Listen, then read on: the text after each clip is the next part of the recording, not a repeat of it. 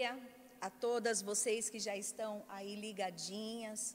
Nós estamos aqui com o maior prazer, com maior alegria, e que você possa desfrutar e tirar o melhor de todos esses estudos, dos dias que iremos passar, aprendendo um pouco mais da palavra do Senhor. Que você possa ter como um privilégio de Deus para a sua vida, viu?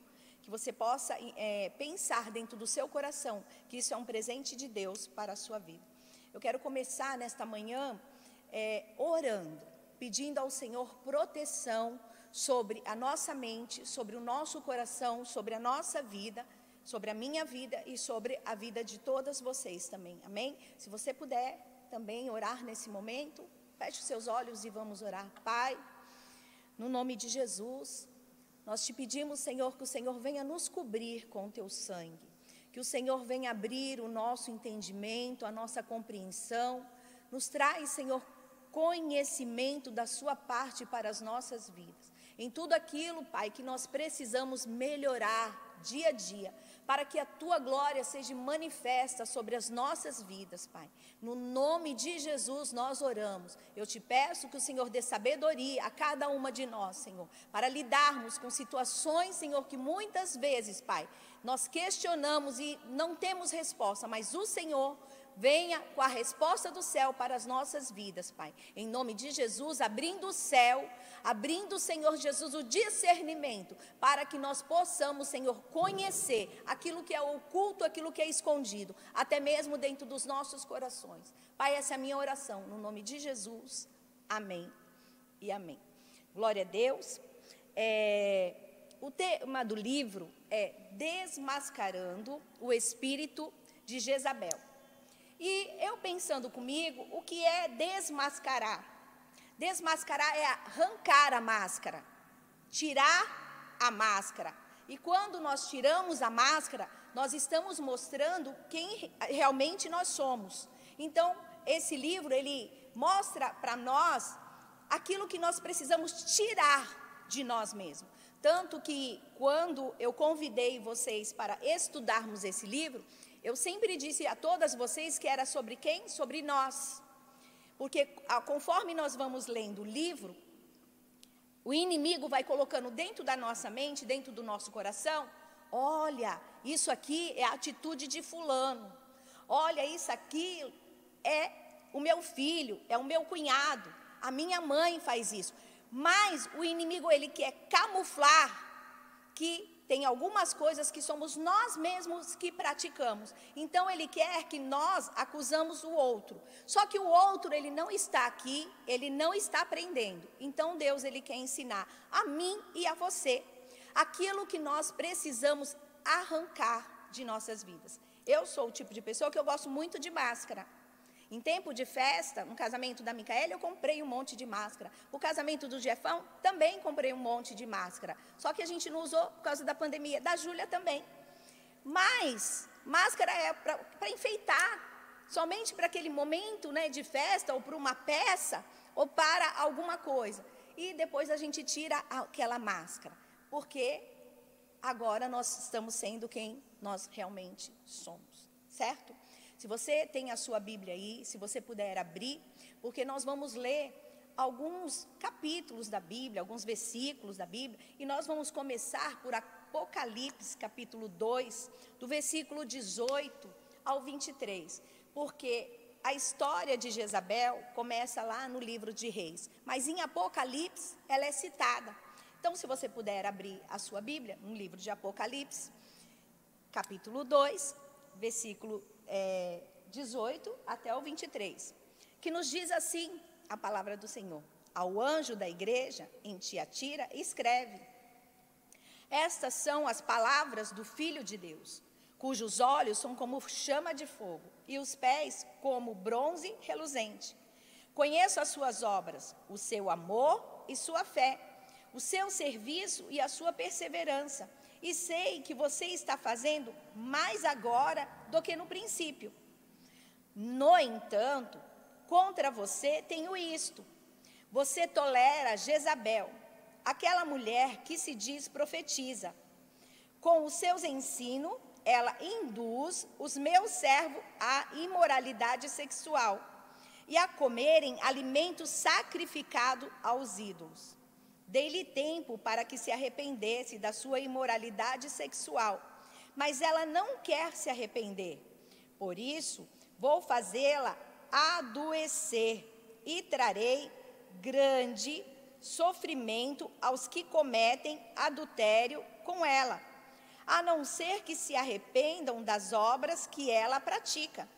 Matarei os filhos dessa mulher. Então todas as igrejas saberão que eu sou aquele que sonda mentes e corações, e retribuirei cada um de vocês de acordo com as suas obras. Amém? Aqui a palavra do Senhor está dizendo à igreja de Tiatira que ele conhece as obras, o amor, a fé e o serviço e a perseverança que todos ali praticavam, mas eles toleravam o espírito de Jezabel, aquela mulher que estava infiltrada no meio da igreja, que estava induzindo o povo à imoralidade sexual e a comerem alimentos sacrificados aos ídolos. Deus está dizendo assim: olha, eu estou dando tempo para que vocês se arrependam, porque se vocês não se arrepender, eu vou fazer com que vocês adoeçam, trarei sofrimento aos que estão cometendo adultério e matarei os filhos dessa mulher. Então, todos aqueles que estavam praticando esse tipo de pecado, o Senhor está dizendo que ele virá com uma grande condenação sobre a vida de todos esses, certo? Então, nós vamos lá, porque o que quer dizer é espírito de Jezabel? Por que se refere a Jezabel, mas se falando de um espírito, né? Quando nós falamos de espírito, nós estamos falando aí de algo que tem o poder de se mover, certo? Um espírito, ele tem força para se mover, fora, né, externo e internamente. E então, vamos lá, dizer para você, por que espírito de Jezabel? Porque está relacionado às atitudes, os atos que correlacionam a tudo aquilo que a mulher de Jezabel efetuou. Então, eu vou dizer para que você tenha um pouco de entendimento que espíritos são anjos, né? E anjos, eles não têm sexo, nem anjos e nem demônios. Eles são seres assexuados. Por isso que eu estou explicando para você, porque espírito de Jezabel correlaciona as atitudes que ela obteve na época. Então, o espírito de Jezabel. Tem aí o espírito de Amã, espírito de Senaqueribe. São as atitudes ao quais esse povo teve. Então, se diz que ali tinha um espírito que se movia por trás daquela pessoa. Então, anjos, eles não são nem homens e nem mulheres. Por vezes que se apareçam, né, a Bíblia relata que apareceu o anjo do Senhor, e muitas vezes a Bíblia relata como se fosse um homem, certo? E o anjo do Senhor, ele pode aparecer até hoje para mim, para você, em forma de pessoa.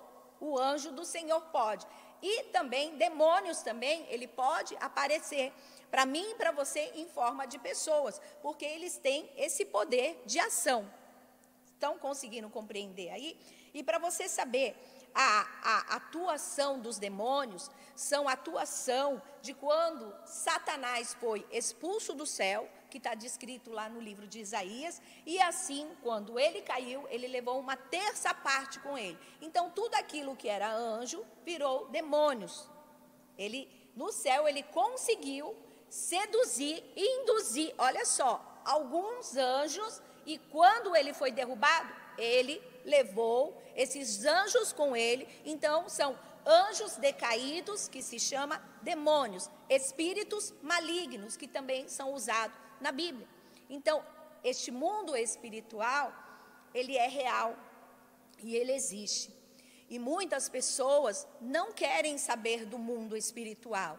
Elas não querem conhecer o mundo espiritual. É melhor não, é melhor eu não saber disso. Então, elas preferem se omitir a conhecer.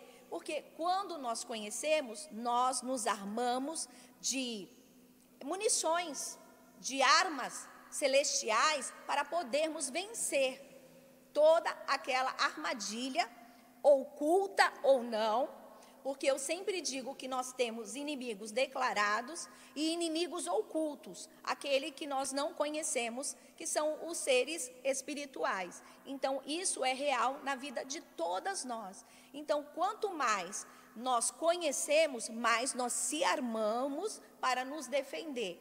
E a nossa defesa é Cristo e a palavra do Senhor Jesus Cristo. Então, essa é a nossa defesa, a Cristo e a palavra do Senhor Jesus Cristo. No livro de Hebreus, capítulo 1, versículo 14, nos diz assim, ó, Hebreus 1, 14.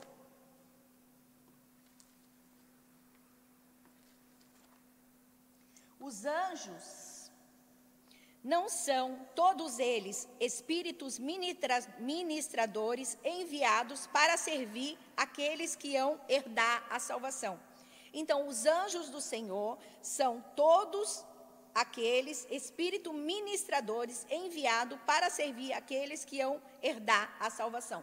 Então, os anjos do Senhor estão trabalhando ao meu favor e ao seu favor sobre a face da terra, para que eu e você, para que nós possamos obter vitória da parte de Deus sobre as nossas vidas. Então, eu estou dizendo aqui para você que anjos são reais, espíritos malignos também são reais, e eles agem tanto externamente como internamente sobre pessoas, coisas, dentro, muitas vezes, de ambientes de trabalho.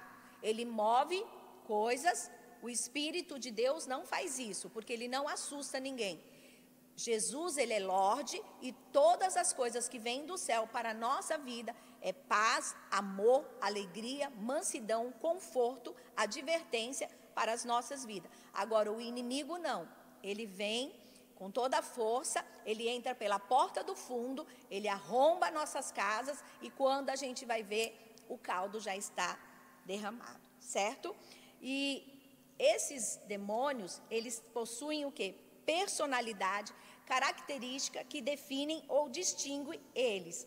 Então, eles têm nome e eles realmente, como eu disse aí para você, eles existem à luz da palavra do Senhor, à luz da Bíblia, eles são reais. E para que nós possamos começar a estudar sobre essa história de Jezabel, que é um espírito influenciador, nós precisamos também conhecer sobre anjos. Eu até preparei alguma coisa sobre anjos e demônios. Depois, se vocês quiserem, eu mando aí em PDF, pelo Word, e vocês aí vão ler mais e entender, compreender mais. Vocês que nunca quiseram saber, eu mando aí para vocês, e vocês imprimem, porque eu gosto tudo, pegar ou ler apenas. E eu vou dizer uma coisa para vocês, que aquilo que a gente somente lê não traz compreensão para a nossa vida, mas aquilo que a gente aprende, a gente jamais esquece. Quando vocês entraram para começar a estudar no primeiro ano do ensino, a gente começa a aprender as letras, a formar sílabas, depois palavras. Nós aprendemos a somar, a dividir, a multiplicar, a diminuir, e ninguém esquece. Tem muita gente que é boa em equação, tem muita gente que é boa em português. Eu sou péssima em português, mas em conta eu sou muito boa em física, em química eu era muito boa. Então, assim, aquilo que a gente aprende, a gente jamais esquece. Jamais esquece. Eu tenho várias passagens bíblicas e vários hinos que, por algumas vezes que eu passei por dificuldades, eles marcaram a minha vida. E se eu for conversar com você, eu sei citar todos os hinos e as passagens bíblicas. Por quê? Porque eu aprendi que aquele sofrimento e aquilo trouxe resultado para a minha vida. Então, que esse estudo, ele possa trazer aprendizado para a sua vida. Que você possa aprender, porque aquilo que nós aprendemos, a gente jamais esquece. Amém, irmãs?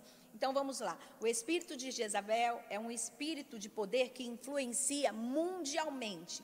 Ele não é simplesmente um demônio que se apossa de um indivíduo. Não, ele é um poder demoníaco das regiões celestes que transcende fronteiras geográficas específicas e afeta nações inteiras.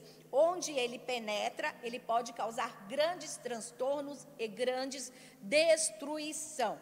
É uma fortaleza quando ela consegue penetrar na mente de uma pessoa. E começa onde? Na mente de uma pessoa. O processo racional dessa pessoa vai começando a se deteriorar. E as ações e o pensamento dessa pessoa começa a ficar distorcido. Vamos lá, nós vamos comparar isso a um computador aonde entrou um vírus e aquele vírus faz com que o computador pare de processar as coisas direito. Você vai lá e você começa a buscar alguma coisa que você precisa e o vírus começa a acender a luz ali e não deixa você ter acesso ao seu computador. Então, o espírito de Jezabel, quando ele entra na mente de uma pessoa, ele começa a deteriorar os seus pensamentos, as suas atitudes, o seu modo de agir.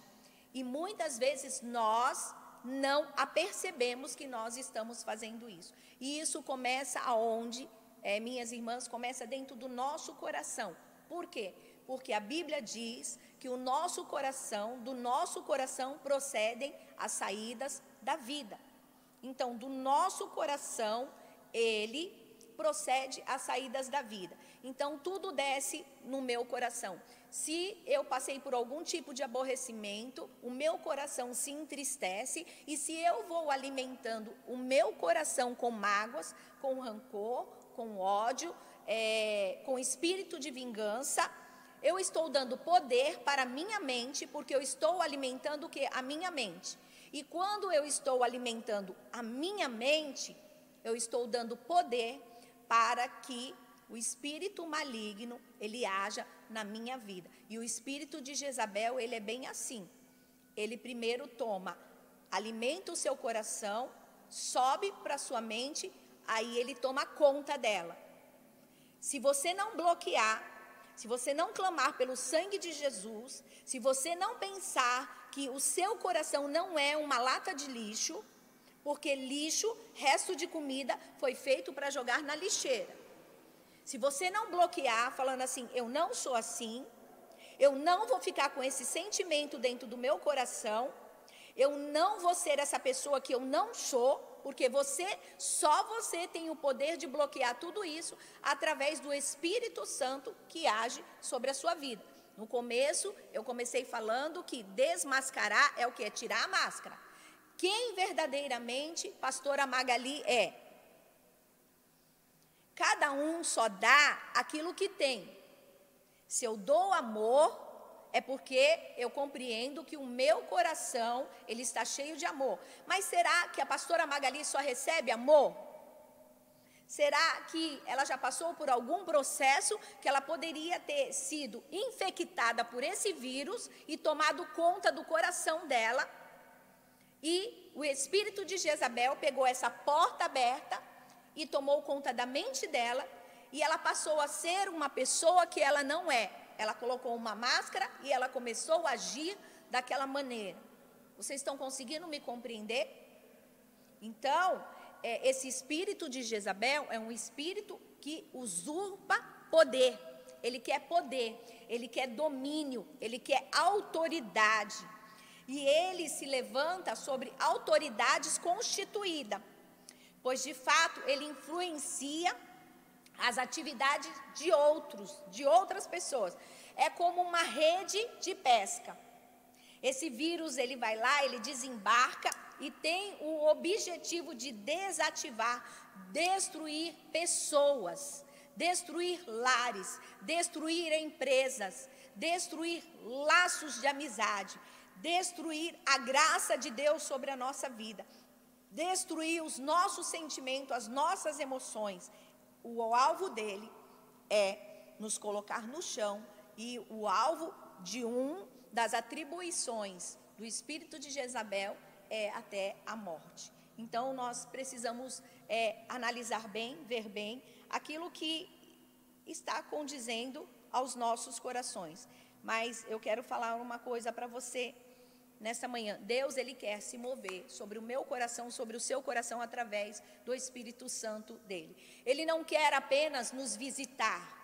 Sabe aqueles momentos ao qual nós dobramos os nossos joelhos e nós oramos ao Senhor e ali nós derramamos lágrimas e muitas vezes se arrependemos de atitudes e nós choramos bastante e depois nós levantamos dali e ouvimos vozes de outras pessoas, que é o espírito de Jezabel falando aos nossos ouvidos, e vai querer abrir aquela ferida dentro do nosso coração novamente para tentar nos destruir, viu? Mas o Espírito de Deus não, Ele quer fazer morada, Ele quer morar dentro do nosso coração, Ele não quer apenas visitar. Aquele momento que eu dobrei meu joelho, aquele momento que eu orei, aquele momento precisa ser um momento de cura para a minha vida. Eu preciso pegar uma pedra, a partir do momento que eu falei com Deus, Deus, eu não quero ficar chateada. Eu não quero, Deus, ficar magoada desse jeito, eu não quero me vingar dessa pessoa, porque muitas vezes a gente tem na manga coisas da outra pessoa que está nos agredindo, que a gente podia simplesmente descartar e jogar. Mas eu não sou assim. Lembra que eu disse que a gente só dá aquilo que a gente tem? Então a gente não pode deixar que esse espírito invada a nossa vida. Ele não pode ter uma porta de entrada dentro do meu coração, nem dentro do seu coração. Ele não pode ter isso na minha vida e nem na sua vida. Então naquele momento que eu dobrei meu joelho, que eu pedi para o Senhor, Senhor, olha, eu quero ter uma nova vida com você, tira tudo isso do meu coração. E muitas vezes, irmãs, nós precisamos passar por errada para que a vitória de Deus chegue na nossa vida. Não tem importância. Eu vou passar por errada, eu vou até pedir perdão, mas eu não quero ter esse espírito esse espírito maligno agindo na minha vida.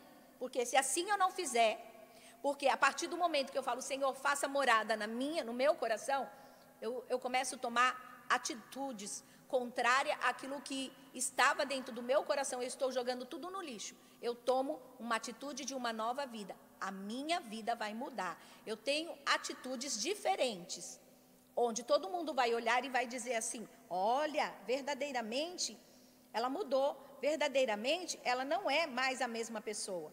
Aí eu digo para você, sabe, quando o filho fica doente, fica com febre, e a gente fica esperando ali a febre abaixar, a gente dá um analgésico para a febre abaixar, a gente não sabe se é infecção de urina, se é infecção de alguma bactéria, se é infecção de garganta, e como a gente não sabe, a gente só vai dando antitérmico para abaixar.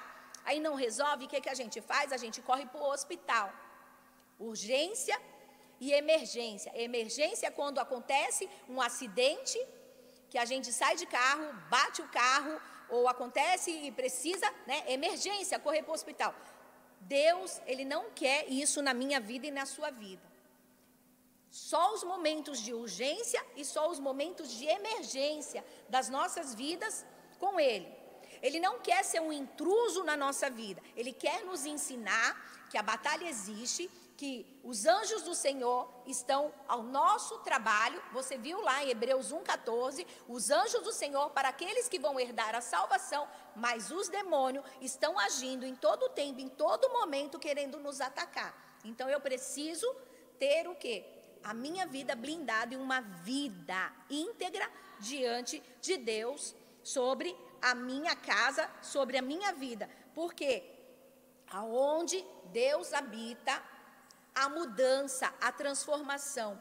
E lá no livro de Joel, capítulo 2, do 28 ao 32, a palavra de Deus nos diz que o Senhor derramaria nos últimos tempos dons de visões, sonho, interpretação, a quem? A criança, a jovens, adolescente, a idoso. Então o Senhor, Ele quer derramar sobre a nossa vida esse espírito de fortaleza, que é o Espírito de Deus. E eu só tenho acesso a isso quando verdadeiramente eu tenho uma vida de relacionamento com Deus. Então, quando os contra-ataques do inimigo vêm, o Senhor, de alguma maneira, Ele vai falar comigo em voz audível, o Senhor, de alguma maneira, Ele vai falar comigo em sonhos, o Senhor, de alguma maneira, Ele vai se relacionar comigo e com você, para que Ele venha nos proteger. Ele é o nosso escudo, o Senhor é a nossa segurança, o Senhor é o nosso refúgio, o Senhor é a nossa fortaleza, o Senhor é o nosso sol, o Senhor é o nosso amanhã, o Senhor é a nossa resposta, o Senhor é tudo que eu e você, que nós precisamos. Então você precisa colocar essa voz de Jezabel para fora da sua vida, tá? E você precisa se fortalecer na força do poder de Deus, para que o poder de Deus faça diferença sobre a sua casa. E eu vou provar para vocês que uma mulher cheia de poder de Deus, ela muda o curso da sua casa, ela muda a história do marido dela, ela muda a história de uma nação. Débora foi juíza e foi profetisa, tá? Ela foi juíza e ela foi profetisa no tempo dela. Ela mudou a circunstância de uma guerra por causa de Débora, uma mulher segundo o coração de Deus, que era como mãe em Israel. Então eu vou dizer para você, minha irmã, que está me ouvindo nesta manhã, Deus, Ele te dá poder para você mudar toda a circunstância. A começar de você. Não queira tratar os outros, não queira tratar o marido, não queira tratar o filho, não queira usar de acusação, porque o espírito de Jezabel é assim, queira se tratar para que o Senhor dê vitória na tua casa, no teu lar, e que o nome do Senhor, Ele seja engrandecido na sua vida, viu? Que nós podemos carregar sobre as nossas vidas o Espírito de Deus. Sabe por quê? Porque o Espírito de Deus é um espírito de humildade. Já o espírito de Jezabel, ele é um espírito que muitas vezes ele vem com aquela falsa humildade, mas o espírito de Jezabel, ele é intolerante. Ele não tolera algumas coisas. E o que ele mais não tolera é a humildade, é a sabedoria, é o discernimento e o mover de Deus sobre a vida daqueles que buscam ao Senhor, que tem o Espírito Santo de Deus, tem poder e autoridade. Aí eu digo para você, isso é algo que o espírito de Jezabel, ele não tolera, não tolera. E na época de Jezabel, como que tudo começou, pastora? Tudo começou lá no livro de Reis, 1 Reis 16, do versículo 26. Omri, rei de Israel, ele é pai de Acabe. E olha, vou ler para você, quem foi esse rei? Quem era esse rei? Olha, o reinado de Omri. Então o povo de Israel dividiu-se em duas facções, olha só. Metade apoiava Tibni, filho de Ginate, para fazê-lo rei, e a outra metade apoiava Omri. Mas os seguidores de Omri se revelaram-se mais fortes do que os de Tibni, filho de Ginate. E aconteceu que Tibni morreu e Omri tornou-se rei. Omri era um homem que usava de estratégia contra o rei de Israel, que era Tibni. Olha só. No 31º ano do reinado de Asa, rei de Judá, Omri se tornou rei de Israel e reinou 12 anos. 6 dele em Tirza. Por 70 quilos de prata, ele comprou Semer, a colina de Samaria, onde construiu uma cidade, a qual chamou Samaria, por causa de Semer, o nome do antigo proprietário da colina. Omri, porém, fez o que o Senhor reprova, e pecou mais do que todos os que reinaram antes dele. Olha o que esse rei fez. Ele pecou mais do que todos os reis que vieram antes dele, e o Senhor reprovou ele. E quem era esse rei? Pai de Acabe. Aí vamos lá, 1 Reis 16, versículo 29, porque nós precisamos entender a palavra de Deus para compreender como é que esse espírito começou a agir, certo? 1 Reis 16, versículo 29, nos diz assim: no 38º ano do reinado de Asa, rei de Judá, Acabe, filho de Onri, tornou-se rei de Israel e reinou 22 anos sobre Israel em Samaria. Acabe, filho de Onri, fez o que o Senhor reprova, mais do que qualquer outros antes dele. Ele fez as mesmas coisas que o pai dele. O pai dele foi reprovado, fez pior do que todos os outros reis, e agora Acabe está fazendo a mesma coisa que o pai fez. Ele não apenas achou que não tinha importância cometer pecados de Jeroboão, filho de Nebate, mas também se casou com Jezabel, filha de Etibal, rei dos Sidônios, e passou a prestar culto a Baal e adorá-lo. No templo de Baal, que ele mesmo tinha construído em Samaria, Acabe ergueu um altar para Baal, fez também um poste sagrado. Ele provocou a ira do Senhor, o Deus de Israel, mais do que todos os reis de Israel antes dele. Olha só o que Acabe fez. Acabe, ele fez uma apostasia. Ele deixou o Deus de Israel, assim como o pai dele, porque muitas vezes nós somos criados num habitat, nós somos criados dentro do nosso lar, e muitas vezes os nossos pais, eles não são referência de vida para nós. E eu estou dizendo que muitos pais, muitas mães, que muitos obreiros, diáconos, missionários, evangelistas, pastores, estão na casa do Senhor, mas não são exemplo dentro dos seus lares. Tanto que aqui na igreja eu sempre digo isso, que você quer alegrar o meu coração, então trate bem a sua família, a sua casa, porque a igreja começa dentro do nosso lar.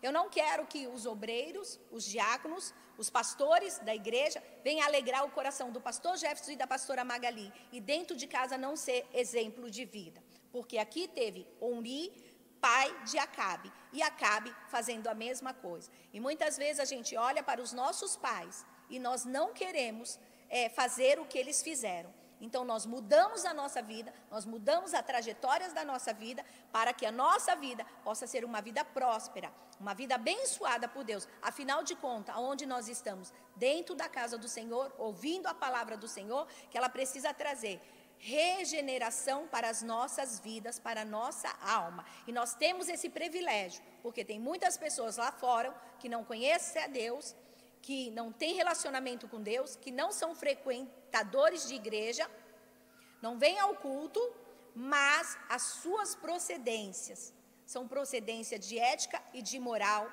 acima da média. Então eu quero dizer para você que você já tem um Deus, aonde você o adora de corpo, alma e espírito. Então você tem que deixar as apostasias de lado e glorificar ao Senhor, nosso Deus, com toda a sua vida, com todo o seu vigor e com toda a sua força. E apostasia é a ação de renegar algo, normalmente relacionado com a renúncia de uma religião ou da fé religiosa de alguém. Apostasia consiste na condição de afastamento total e definitivo de alguma doutrina, alguma ideologia, sem a permissão ou autorização de terceiro. Então, apostasia é alguém querer bater de frente comigo sobre aquilo que eu creio, aquilo que eu vivo, aquilo que é conduta de fé para com a minha vida. Então, o espírito de Jezabel, ele opera em conjunto com os principados, as potestades que atormentam as pessoas. E isso nós podemos ver lá em Efésios 6:12. Se você ler Efésios 6:12, você vai conseguir compreender o que esse espírito ele faz e de que forma ele manipula tudo isso. Efésios nos mostra bem isso, ó. Efésios 6:12 nos diz assim: pois a nossa luta não é contra seres humanos, mas contra os poderes e autoridades, contra os dominadores deste mundo de trevas, contra as forças espiritual mal nas regiões celestial. Então esse espírito de Jezabel, ele opera em conjunto com principados, potestades, para atormentar pessoas. E como é que ele opera? Esses poderes demoníacos, eles incluem espíritos de quê?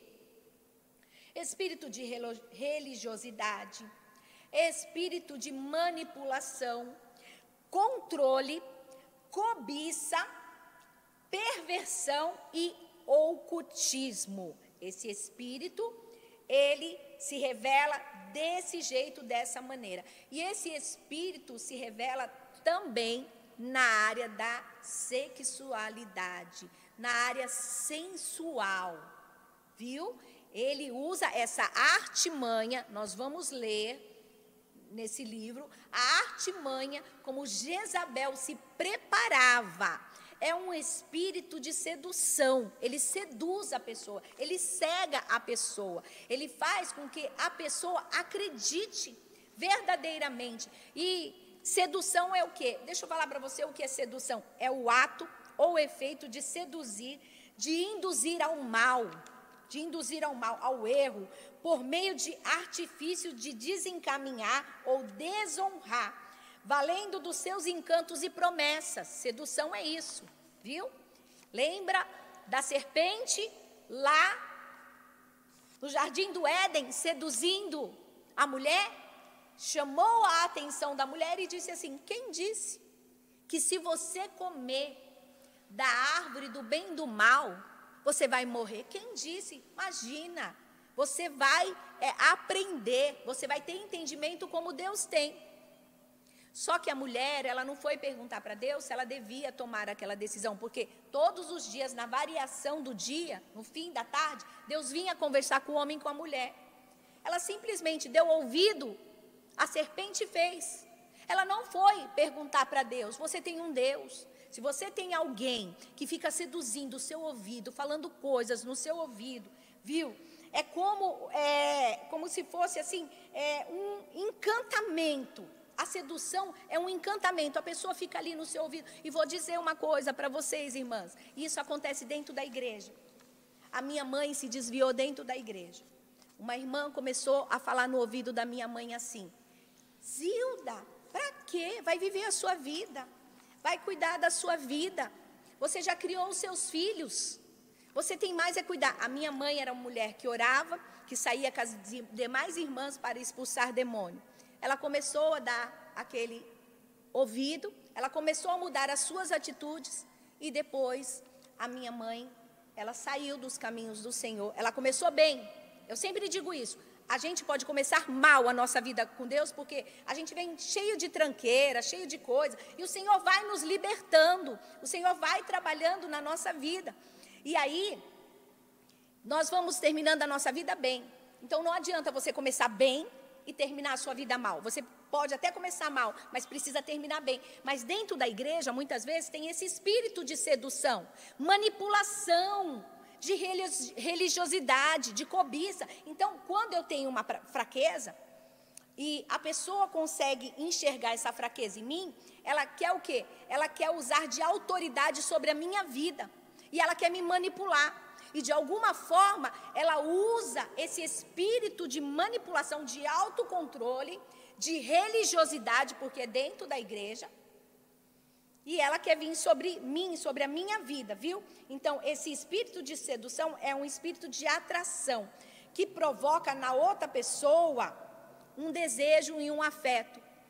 Aí a pessoa vai, deixando cair aquilo dentro, envolve o seu coração, envolve a sua ação, e vai seduzindo essa pessoa para realizar aquilo que é mal. Ela entra bem dentro do coração da pessoa, ela induz a pessoa a isso. E por mais, muitas vezes, crente, não, pastora, mas eu sou uma mulher que ora, eu sou uma pessoa que Deus mostra as coisas para mim. Mas aí, minha irmã, eu vou dizer para você, a Bíblia diz, e eu gosto muito da Bíblia, que ela diz para mim e para você: vigiai e orai. Não é orai e vigiai. A Bíblia diz, vigiai e orai. Se aquilo que estão falando para mim não é conceito de vida para mim, então eu não quero para mim. Olha aqui, minha irmã, deixa eu falar uma coisa. Eu amo, eu respeito você, mas olha, muito obrigado, tá, pelas suas palavras. Você não precisa maltratar nem agredir a outra pessoa. Você só ouve e não faz. Porque é isso que nós temos que fazer. É isso que nós temos que ter como condução de vida para as nossas vidas. Muitas vezes, esse espírito de Jezabel, ele vem construir fortalezas na nossa mente. Fortaleza, ele estabelece na nossa mente. E quando estabelece essa fortaleza, nós precisamos verdadeiramente nos esvaziar, porque nós estamos sendo influenciados. E isso é sobretudo.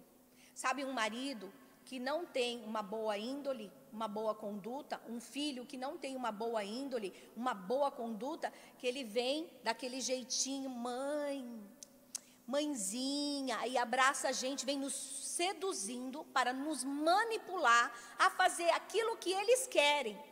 Mas eu tenho um manual de conduta, eu tenho moral, eu tenho ética, eu sou serva do Senhor, então eu não me prostro. Aí sabe o que acontece? Nós somos um Elias.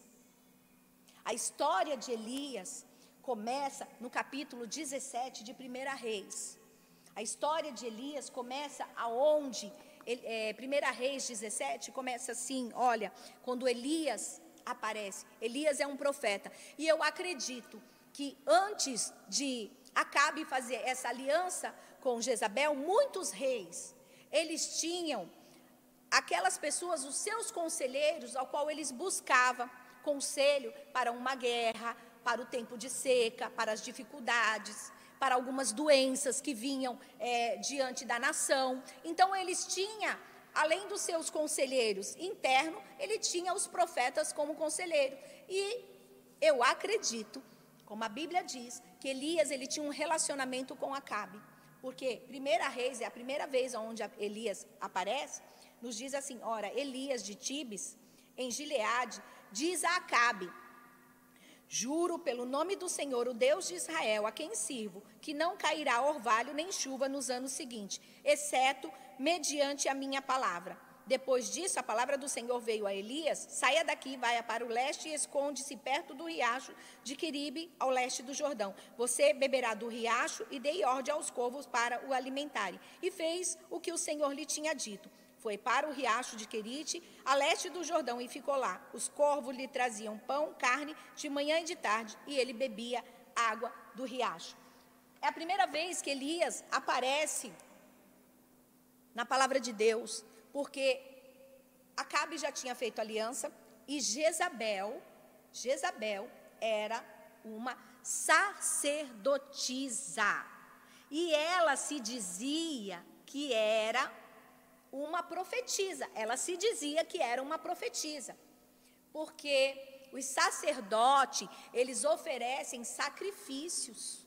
Era isso que servia um sacerdote no Antigo Testamento. O sacerdote, eles ofereciam sacrifício para perdão dos pecados, de culpa. Então, os sacerdotes de deuses estranhos também oferecem sacrifícios. E os sacrifícios que toda a nação de Jezabel, que ela era do reino dos Sidônios, lá eles tinham Baal como Deus.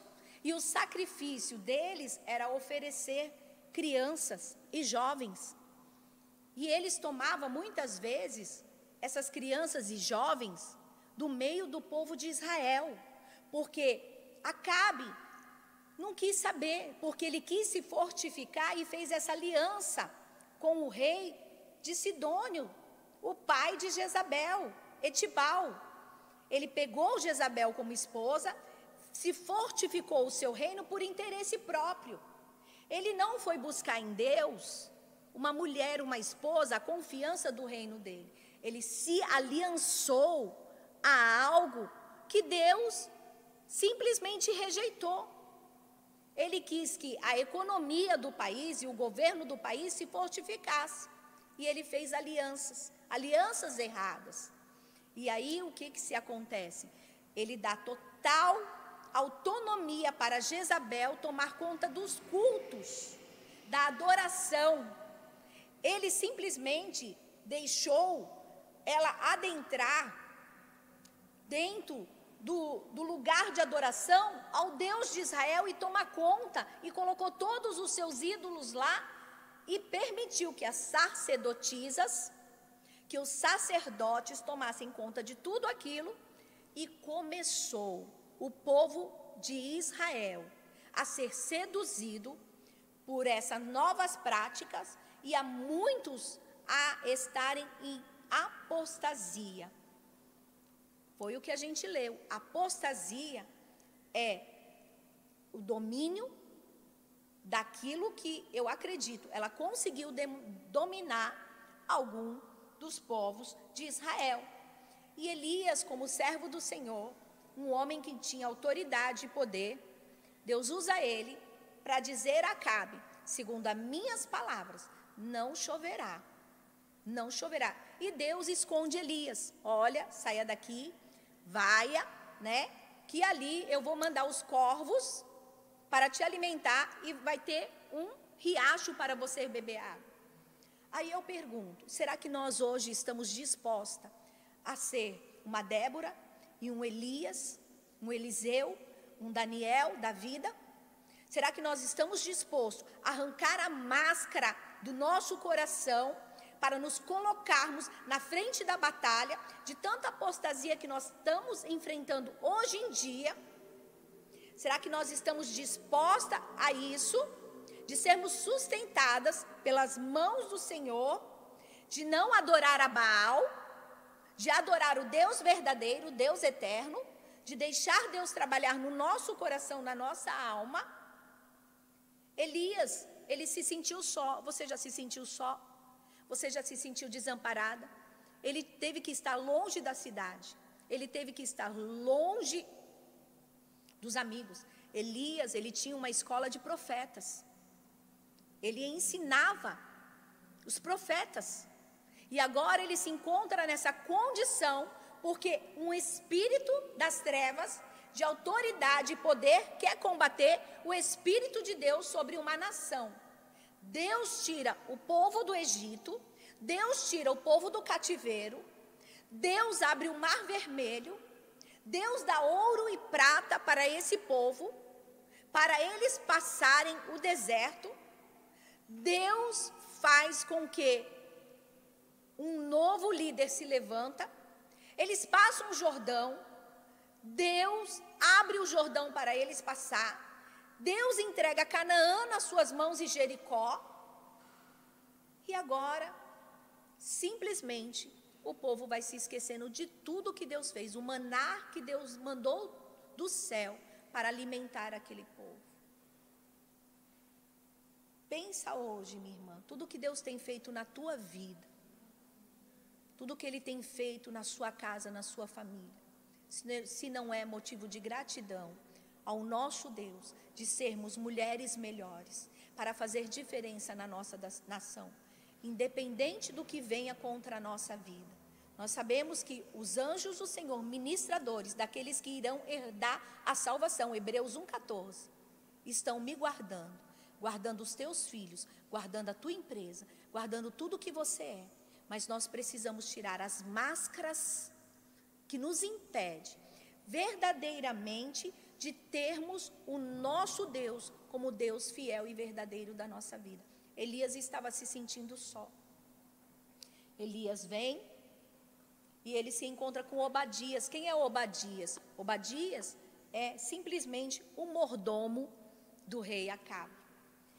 Obadias, ele está no lugar aonde Elias está.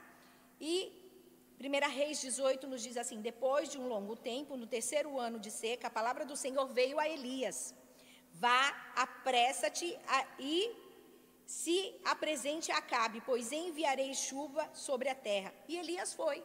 Deus simplesmente deu uma palavra para Elias, diz: vai lá e se apresente a Acabe, porque se passaram 3 anos sem chover, agora eu vou mandar água sobre a terra. Você acha que Jezabel estava como? 3 anos sem chover, 3 anos os animais morrendo, 3 anos o fruto da terra faltando, porque quando a seca vem, você acha que como estava o coração de Jezabel? Quem é esse Elias? Quem é essa Maria? Quem é essa Francisca? Quem é essa Joana? Quem é essa Cristiane? Quem é essa Patrícia? Quem é essa? Quem é essa que manda uma palavra e Deus assina embaixo? É a serva do Deus vivo, que tem um coração humilde, um coração cheio de amor, um coração onde Deus faz morada. E aqui Elias vai. E a palavra de Deus diz, olha, como a fome era grande em Samaria, Acabe convocou Obadias, o responsável por seu palácio, que temia muito ao Senhor. Obadias era um servo do Senhor, provavelmente um judeu. Era um servo do Senhor que trabalhava para quem? Para o rei Acabe. Obadias era um servo do Senhor. Jezabel estava exterminando os profetas do Senhor, por isso Obadias reuniu 100 profetas e os escondeu em 2 cavernas, 50 em cada uma, e lhes forneceu comida e água. Certa vez, Acabe disse a Obadias: vamos a todas as fontes e vales do país, talvez consigamos achar um pouco de capim para manter vivos os cavalos e as mulas, e assim não será preciso matar nenhum animal. Para que isso, dividiram em território que iam percorrer. Acabe foi numa direção e Obadias noutra. Quando Obadias estava a caminho, Elias encontrou Obadias e reconheceu. Inclinou-se ao chão e perguntou: és tu mesmo, meu senhor Elias? Sou, respondeu Elias. Vá dizer ao seu senhor, Elias está aqui.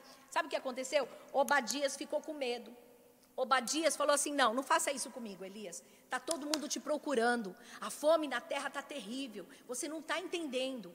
Foi por causa da tua palavra que tudo isso aconteceu.